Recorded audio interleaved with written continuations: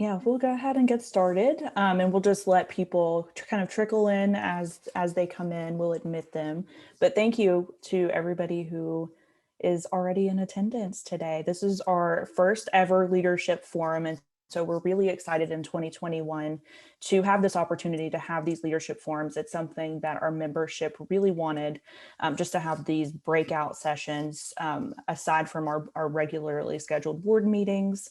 And so again, welcome to our first one. We'll have another one in June that will focus on diversity, equity, and inclusion.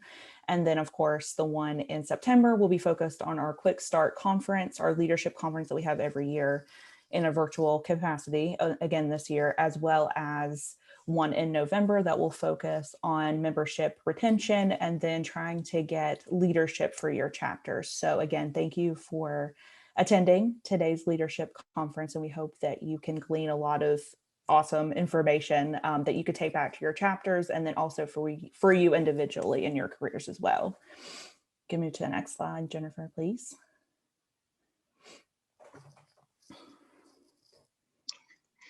Yeah.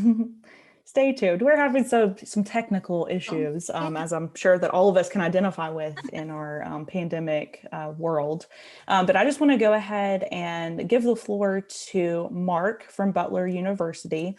Butler is our official education sponsor, and so we're really happy to have them for the first leadership forum. And so I want to give him an opportunity to share what's going on in their world. Mark.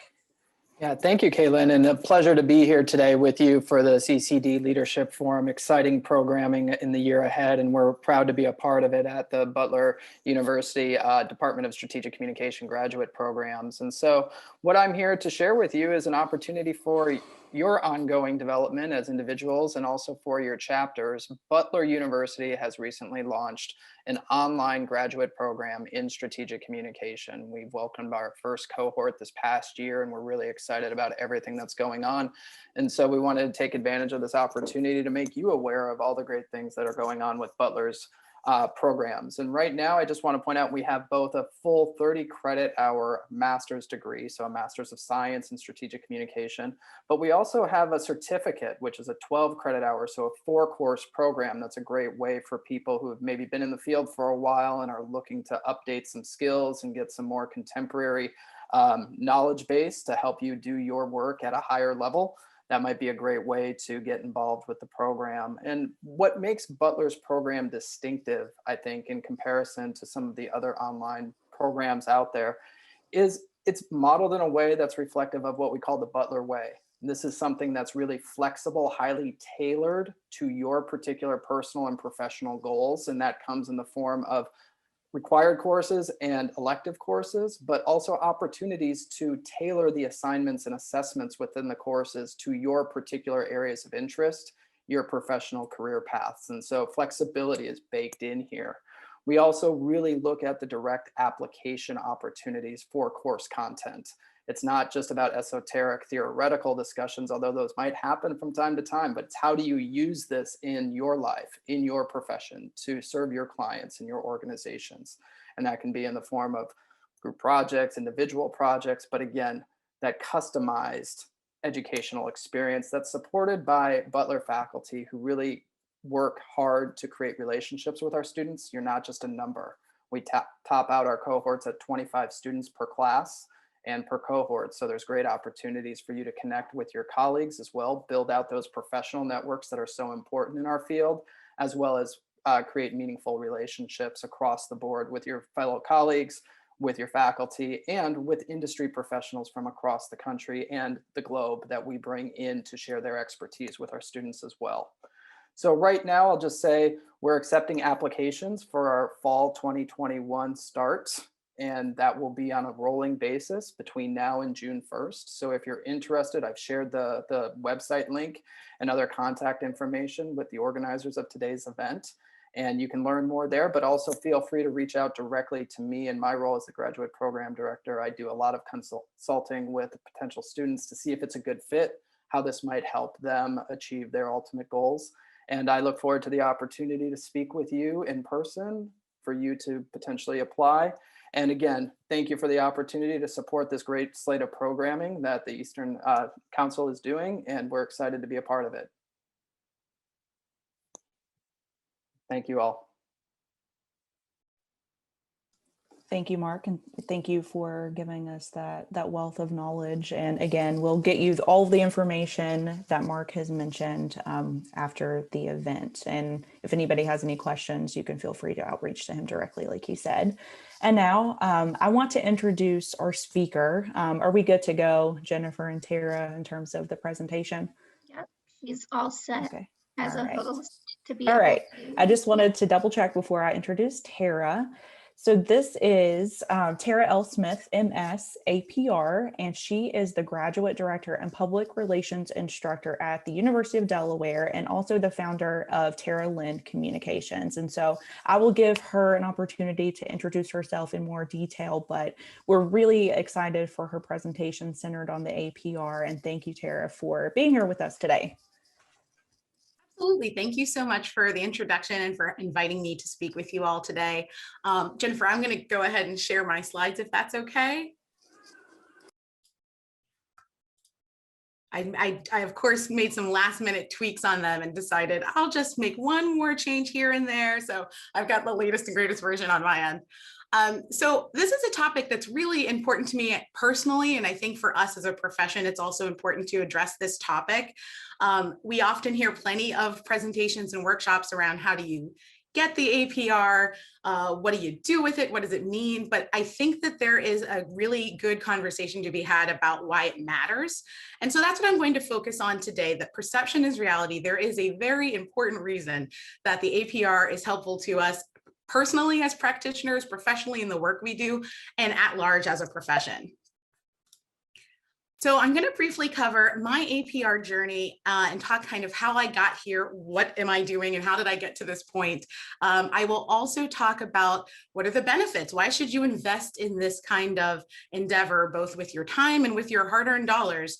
There are many important values to accreditation that I will talk about today. And then finally, what are some of the implications for our field and why this is so important to have this conversation that we are discussing today.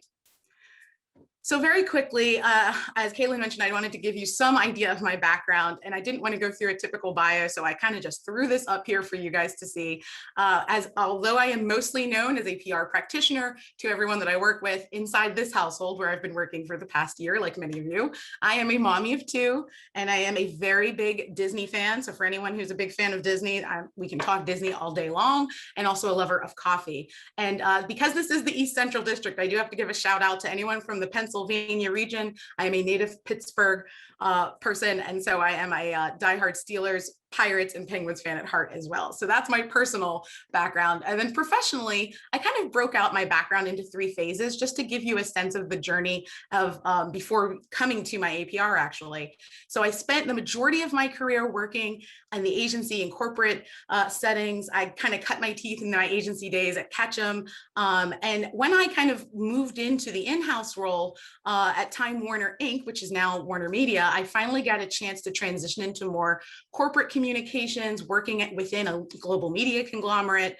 And so I really enjoyed that kind of transition in my career from agency to in-house, and then had the opportunity once again to kind of make a move for a brand new role that was created at NBCUniversal, where I worked on communications for the news group, which housed NBC News, MSNBC, and CNBC. So that's kind of the phase 1 part of my career, is kind of that typical agency and in-house setting that a lot of us are familiar with. Phase 2, which another good portion, I will say, of those of us in the field are familiar with, is kind of going out on your own, right? There's always that opportunity or that potential interest of maybe doing that. I did not do this completely full-time. In full disclosure, this came along with the birth of my first child, my daughter, who's now 5.5. When I had the chance to leave New York City and move to Delaware, we kind of left for personal and professional reasons for both my husband and I decided to take a break from that corporate rat race, take a little bit of a step back, back, get a chance to stay at home with my young kids. And so I didn't want to lose touch though with my skills. As much as I enjoy being a mom full time, I did want to, on the side, kind of continue to practice my craft. So I started my own public relations consultancy, had a wonderful time gaining new skills and learning how to find my own clients, how to run my own business. And so that also opened the door to phase 3. Because I was enjoying that so much and had more flexibility in my schedule, I started off as an adjunct instructor at the University of Delaware, teaching intro to public relations courses. Because of my background already having an undergraduate and graduate degree in this field, I was able to take everything I had learned and help pass that knowledge to my students. But the APR was really the most important part that helped all of this come together. So I'm going to now talk about the misperceptions of what our field is going through and how APR helps. And I'll kind of tie back to my APR journey briefly in a moment. So you've just seen my background. You know that obviously I love public relations. I've been in this field for more than 15 years now. What we do, I think, is very important and it's fun, right? We all enjoy what we do, but there's a lot of misperceptions out there. We've all heard them. People think what we do is fluff, that we're spin doctors, or that anyone can just pick up their laptop and become a PR person, right? So the reason that the APR is incredibly helpful is it really does help to correct some of those perceptions. First of all, let's face the fact that with an APR, we have this universal standard for professional competencies. You can demonstrate you are a strategic thinker if you earn accreditation. So no longer do you have to worry that people will think, oh, you're just some, publicity person who, all publicity is good, all PR is good, right?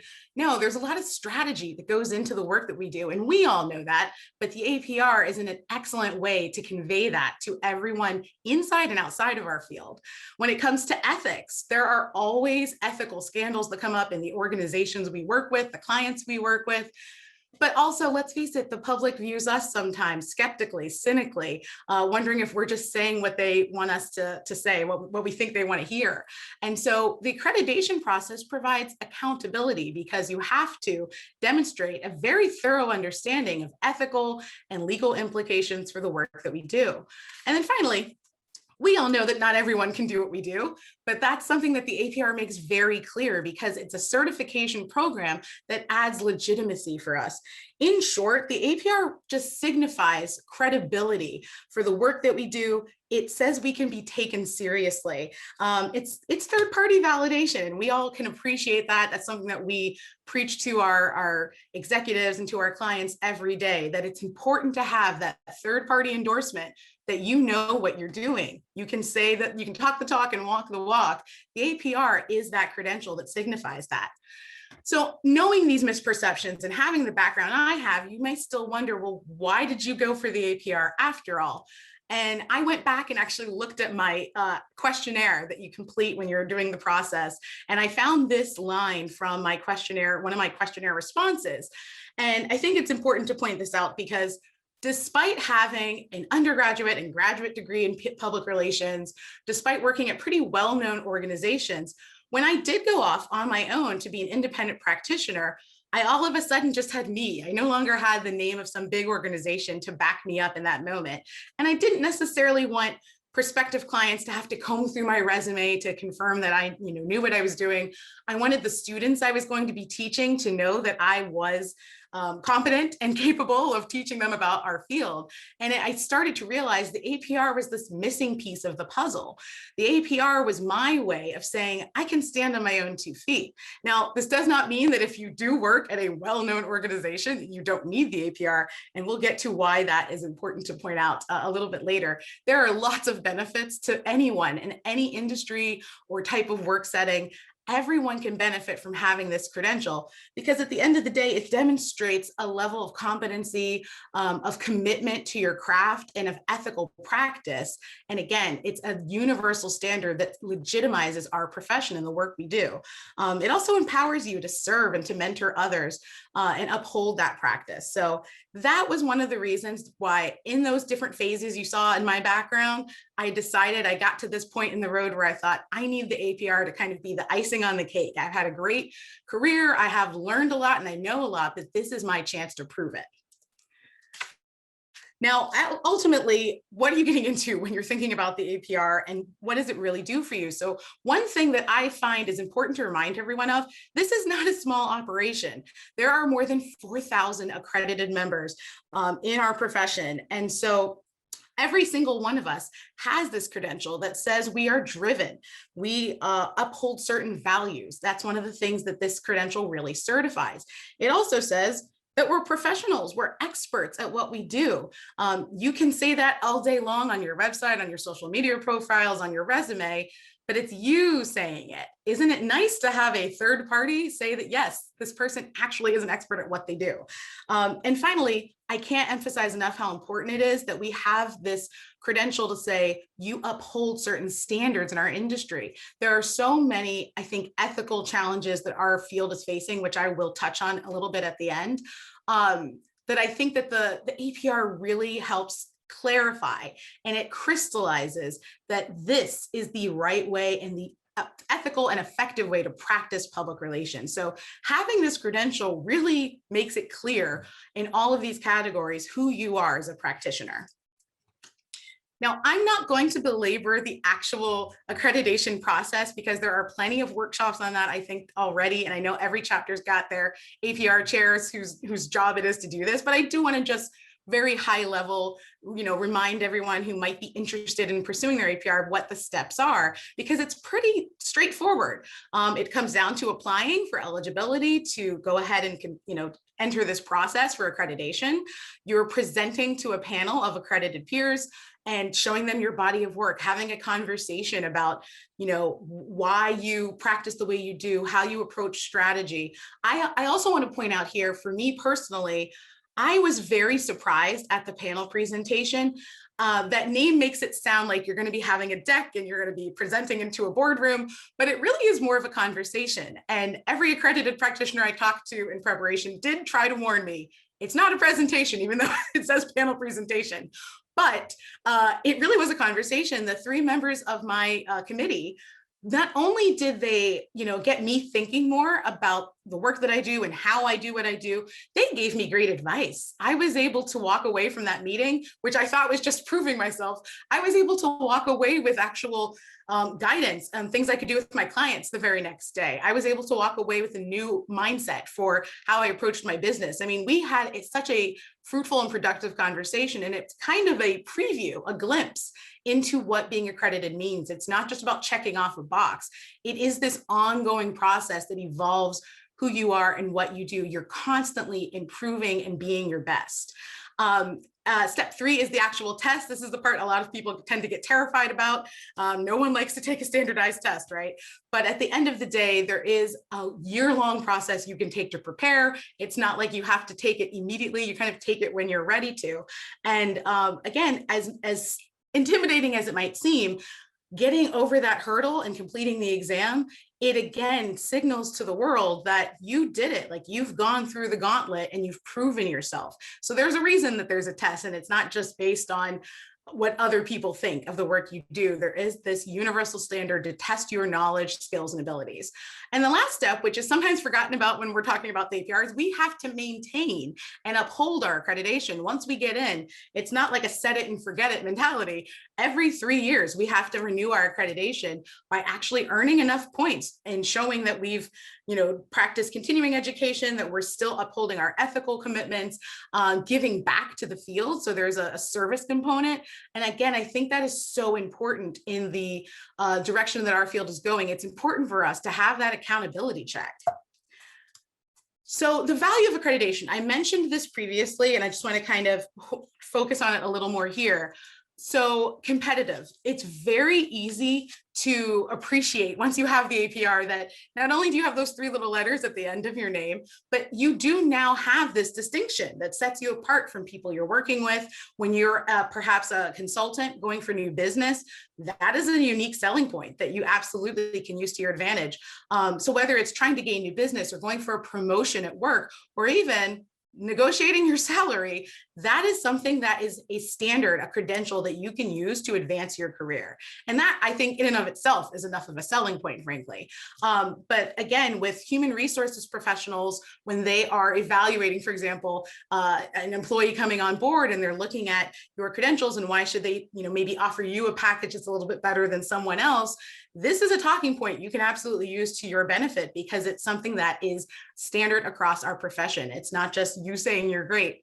When it comes to lifelong learning, this is something that I think is, again, kind of undersold. It's easy. Let's face it, we all have busy jobs. Life is hectic. It can be very easy to let it, things, your development slip through the cracks, right? To kind of pick yourself up and go to that workshop, go to that conference, apply for that seminar. It's very easy to assume that you're up to date on all of your skills and you know everything there is to know, but there's no one really holding you accountable unless you're accredited. So if you're accredited, we don't have a choice. We have to maintain ongoing professional development and continuing education. We cannot rest on our laurels. And I think that's a really important distinction to make. That's a valuable thing to have. You've got built-in accountability. You're always going to be the most relevant and fresh at what you do. Finally, the professional network is something that I have not heard talked about a lot within our association. And I think it's something that's a really important value. And it's that when you join, not even just when you join, when you're going through the accreditation process, you're not alone. You're not in this vacuum trying to figure this thing out on your own. You have an entire network of people who are dedicated to helping you prep for the exam and the presentation, who mentor you throughout the process. Again, that's part of our commitment in maintaining our accreditation, is we give back by mentoring and helping each other to rise up. So you're not alone going through the process. And when you get to the other side, one of the things I have loved the most in my first 3 years of being accredited, I have this network now of people who have gone through the same process as me, who are just as dedicated and committed to the field as I am. I can reach out to any of these people for advice, for guidance, for crisis support with a client. Like, these are people who I trust, who I know that they know what they're doing, and we have each other's backs. So I think that there's something special there that is a little less tangible than some of the other benefits we talk about with accreditation. The network is something not to be missed. Do not sleep on the fact that there is a huge network of people that you now have this connection to when you're accredited. I'm going to show you just a quick 30-second video. Becoming accredited has always been a professional goal of mine. Being 15 years into my career, I wanted to set an example to the young people that report to me that you never stop learning, you never stop honing your craft. The APR really takes you back to your fundamentals, and I feel that every plan I write will be better because of the process. And I also feel that the APR process really is important to pushing our profession forward, and the ethics that we stand by. Those are the things I think are really important. So don't just take my word for it. You heard it yourself here from Andrew. I also reached out to, like I said, professional network, people that I only got the chance to know and connect with because of the APR. So Janelle, Jeff, and Philip were kind enough this week, this is fresh off the press, to kind of share with me their thoughts on what they think the APR brings in terms of value to them. And as Janelle notes here, the APR really is the signal for her to the world that she is dedicated to her professionalism, to her ethics, and also committed to lifelong learning. Jeff points out the fact that the APR really signifies he understands the fundamentals of our field. And that's something that, again, you can't necessarily find that without the accreditation process. It's not easy to know if people really do understand the foundation of public relations. And Philip, I think, really expertly points out here that it's one of the best tools that we have in our toolbox as public relations practitioners to show that we're not just tacticians. We can be taken seriously because we are strategic, we are thinking at a higher and more critical level, and we're competent, right? It really does boost your career to that next level. It's a very special marker of distinction. So their quotes, I think, are really great testimonials. And like I said, third-party validation, you're not just hearing it from me, from Andrew's video to these quotes. I think that it really does prove that this process is meaningful and it means something. On a final note, I want to kind of wrap up with something that I don't think we talk about enough in the conversations about APR, and that's the fact that we are at a crossroads in our field and in our discipline, because let's face it, as I mentioned at the beginning, the perceptions and misperceptions about public relations, those are things that APR can help to correct, but that's only if we bolster the perception of the APR. We do kind of need to help convey why this credential is so important. And so what are the implications for our field? Why are we at this crossroads? Well, when you think about the fact that there is just this increasing amount of misinformation and disinformation that we are all trying to battle with our stakeholders and with our key publics, we are all constantly focused nowadays on that. And there's constantly ethical lapses of leadership challenges, and there's scandals every day, right, that we're all trying to deal with. And how does that impact our organization and our clients and the work that we do? Ethical underpinning is so important. And with the accreditation, we can signify that we are practicing ethically. And that's so important because we're the counselors to the people we represent. That's a very unique role that we have. And again, with the accreditation, you can actually certify that we are ethical in the way that we practice. When it comes to our identity crisis in PR, because I still think that we have a bit of an identity crisis. How many of you have heard, oh, you work in marketing, right? It's still not clearly understood sometimes what we do. And let's face it, the lines are blurring between PR and marketing and social media. We all know, we hear these conversations all the time that the lines are blurring, And that's fine. I think it's better, frankly, that we're more integrated, that we're working with our peers in other disciplines to have a more cohesive approach to communications for the organizations we work with. However, I do think we can't lose sight of the fact that we are the only function responsible for managing those mutually beneficial relationships. We are not just focused on the bottom line. While that's certainly important, we are actually thinking about the people we are serving and the people we work for and work with. So the APR credential is another way to have that distinction, that marker that says this is someone who specifically does public relations, and this is what that is. Finally, enhancing the profession, the APR is one of the few ways where we can say to those outside of our field, this is what we do and we are good at it. It's not just about us. We have to remember that for us to continue to grow and evolve as a profession, and also to be seen again as legitimate and credible and to be taken seriously, we have this wonderful credential that makes that case for us. So I think that it's really important that standard is set and that is done through the APR. So I know that I've spoken a lot. I wanted to make sure I kept to my time, and I'm sure I went over a few minutes, but I did want to leave some time for questions now that I've given you my talk. So I would love to hear from anyone in the audience if you've got questions or thoughts. And thank you so much for having me today. Thank you, Tara. And I dropped a comment in the chat just to, if you have any questions for Tara, feel free to put them there, or you can unmute and ask her your question. And if anybody has any, now is the time. Tara, this is Jared. How are you? Good. How are you? Good. I had a comment and a question. So my comment was, like you, when I took my APR, the panel presentation was much more of a conversation. However, I've actually served on 2 panel presentations in the last year. And because most of those are now done via Zoom, those 2 panel presentations actually had a presentation component. Oh, interesting. So it's been kind of an interesting journey, I guess, to see what mine was and how they've changed a little, just because with it being a Zoom conversation, it's much harder to kind of have that one-on-one. So they've incorporated a little bit of the presentation in there.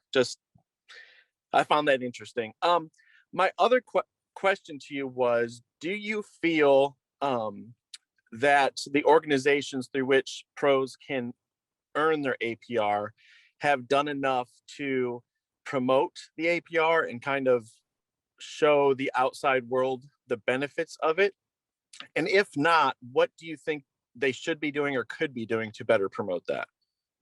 That's a great question. I think we probably can improve, right? Like we all agree that we're trying our best, but there's still, I think, a gap in terms of our field being recognized as one that even has a credential. When you think of something like human resources, for example, I think a lot of people know that they have their certification and it's very well known in business. I think we need to get to that level. We're not there yet. To me, I think that's kind of the gold standard, is we want to be just as well known with our credential as HR professionals are known in the Society for Human Resource Professionals. It's SHRM, right? I hope I'm pronouncing the acronym right. But that's something that many people know across industries, and no matter what business setting you're in, people are very familiar with that. I would love it if public relations, our credential, the APR, was also known in that way. So I think there's still work to do. Thanks. Sure, absolutely. And I will also just quickly add that I'm glad you mentioned the point about Zoom and doing the panel presentation that way. I don't think there's anything inherently wrong with the presentation part of a panel presentation, but I remember for mine personally, and I'm going to admit this now and embarrass myself, I was that person who was at FedEx office that morning, still printing out copies of slides that I was going to kind of on the slide try to use. And I don't know why I wasted my time on this, because the minute we got into a conversation and started to really have this back and forth, the slides were so meaningless. It was much more beneficial for them to probe and for me to push back and for us to have this real understanding of what we do, and also for them to challenge me a little bit, right? Like, it's very easy when you have a deck to just go through your points and everybody waits until the end. But when it's a conversation, I think you get more out of it. So hopefully people are still leaving enough time in that 2-hour window to really talk, have a good conversation. Yeah, they definitely are. And I was the same way. My mentor kept telling me, don't spend as much time on the presentation as you're doing. And Right. I didn't listen. And I actually had a 3-ring binder that was 2 inches thick, and I had a graphic designer design everything. We never even opened the binder. We just had a conversation. So I hear Okay, you. well, Jared, we're on the same page, my friend. You and I didn't listen. We should have. But now anyone who's going for their APR, now you know. Jared and I have been through it. You don't need to spend a ton of time on the presentation. Thanks, Jared. Does anyone else have a question? Yeah, hi Tara, Chris Lynch here from Cleveland. How are you? Hi, Chris. I'm doing well, thanks. How are you? I get a chance to see face to face. We had a chance to talk, obviously, after the National Assembly, and it's great to see your enthusiasm and bravado for the APR. We've been huge advocates of it ourselves for a long time in Cleveland. We actually have our own presentation panel next month with 3 recently minted APRs. So while you have a great overview, I think we'll have a chance to sort of take some of the scare factor out of it, as far as not specifically, here's what's on the test, but here's what you really need to prepare for. And I wondered if you, or frankly anyone else here with ECD, besides the next step, I guess is the next thing I wanted to ask about. I know in our chapter, until recently, and I think we kind of burned out our APR mentors, so we're not necessarily offering chapter classes. I didn't know if anyone knew of any other chapters that might be offering this. I know Detroit chapter has an APR presentation webinar next month on the 21st, but I didn't know if you could recommend any other steps besides, of course, which we appreciate National offering the boot camps. But one of the things that got us when I got APR, which was when trees were young, was the journey with our class, if you will, our pledge class. And we had a chance to sort of go over different sections that will all be represented on the test. And that journey also helped, I think, spur on my interest in PRSA and the profession. So I open that back to you, or anyone, if they know of any other chapters that are having Zoom panel teachings or anything like that. I will say I'm not sure as much in your district. I don't necessarily know about other chapters. And I'll be honest, I'm in the Delaware chapter. So we are a tiny but strong chapter. So we don't necessarily offer classes or workshops either. But I will give a shout out to Kathy Rennie and the New Jersey chapter, because when I started my journey and was preparing for everything, there was a mix up at National, and they connected me with Kathleen and not my APR chair in Delaware. And she said, it's okay, you can still come to one of our workshops, just come by. And it was only, like an hour drive away from my home. So I said, all right, that's very nice of them. And I got to spend the whole weekend with another chapter preparing and going through, all of the steps. And this was a free service that they offered to their members, and they were kind enough to extend me a welcome to go. And again, I think that's why I like to tout that professional network value, that even if your chapter isn't offering something, any APR, I think we're all happy to help you, whether it's one-on-one or it's finding a digital cohort that you can study with.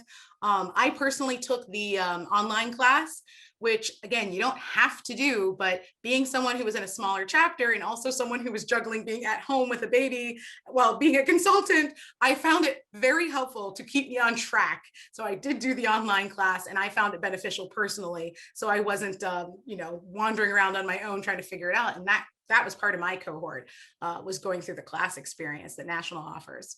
Are there any other chapters here who have anything they want to promote, any upcoming webinars or anything?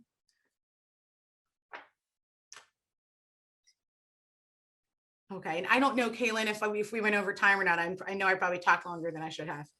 Oh, it's definitely fun. We're just 6 minutes over. So if you guys have any more questions for Tara, you can outreach to her directly. And then of course, we'll have the video presentation so you can refer back to it. And this is it really just serves as that opening conversation for APR with the leadership forum, and then hopefully the other ones will as well. And so as a district, we plan to obviously promote everything going on at the chapter level. So if you have different APR resources, whether it's an event, panel, you have some study tips and things like that, feel free to let us know. You can send that to Jennifer or me, and we plan to make a master directory to start with this video of resources. And so thank you all for attending our first leadership forum, and hopefully you got a lot of good information. Tara did a really good job breaking it up into manageable chunks so we all can have that conversation and learn more about her journey. All of us have different journeys, and so it's good to kind of have that camaraderie and be able to listen to other people's stories. So thank you, Tara, and thank you all for being here, and we will adjourn and we'll talk with you soon.